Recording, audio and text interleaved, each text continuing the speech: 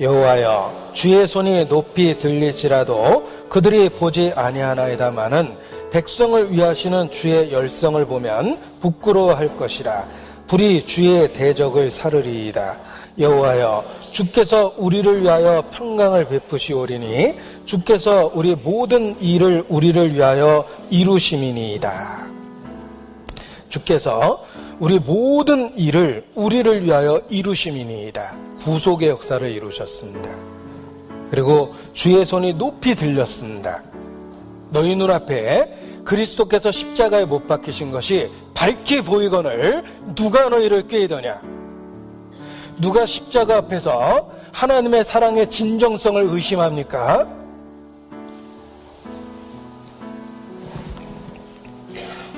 우리에게 더 이상 흔들리지 않아도 될 확실한 증거를 십자가를 통해서 보여주신 겁니다.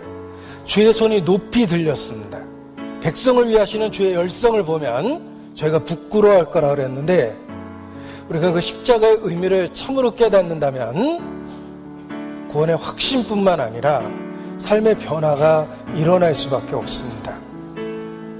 내가 원수되었을 때 감히 바랄 수도 없는, 소망할 수도 없는 은혜를 주신 겁니다.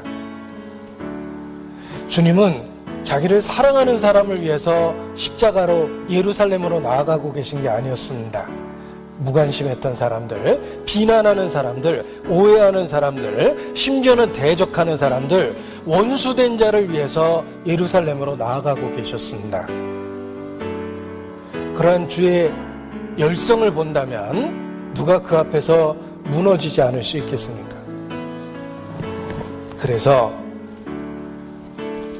그 십자가의 의미를 깨달을 때 믿을 수밖에 없고 무너질 수밖에 없고 주님을 사랑할 수밖에 없고 복종할 수밖에 없게 된 겁니다. 제가 홀로 하는 기도문 중에 주님 감사합니다. 주님을 사랑하게 해 주셔서 감사합니다. 이렇게 기도하곤 합니다. 내가 사랑할 수밖에 없도록 먼저 사랑을 주셨습니다. 그것이 십자가의 의미예요. 집 나간 탕자가 자기 손에 돈이 들려있을 때는 아버지 생각 안 했습니다. 돈 쓰느라고 바빴죠?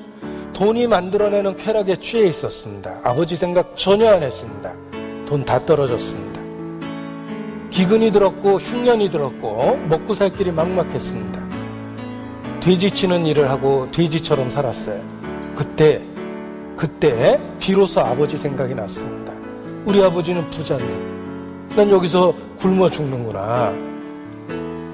그때 비로소 아버지 생각이 났어요. 지금부터는 아버지의 아들이라 일컬음을 감당치 못하겠나이다. 나를 품꾼의 하나로 보소서 하리라 하고 이에 일어나서 아버지께로 돌아가니라. 아직도 상거가 먼데 떨어져 있는 거리는 멀었습니다. 아버지가 저를 보고 측은히 여겨 달려가 목을 안고 입을 맞추니.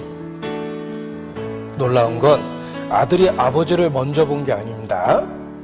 아버지가 아들을 먼저 봤습니다.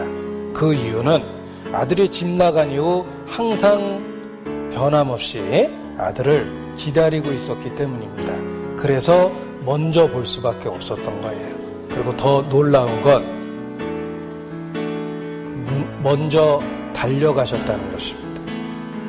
십자가가 그런 의미를 주고 있습니다. 우리가 하나님을 찾아간 것이 아닙니다. 문 앞에까지 찾아오셔서 문을 두드리신 거예요.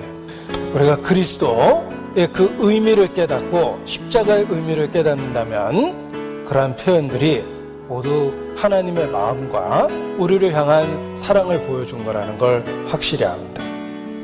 우리가 그 사랑 앞에 감격하고 감동하고 믿을 수밖에 없고 변할 수밖에 없고 사랑할 수밖에 없는 이유가 그렇습니다. 찾아온 사랑이기 때문에 그렇습니다. 그것도 원수 되었을 때,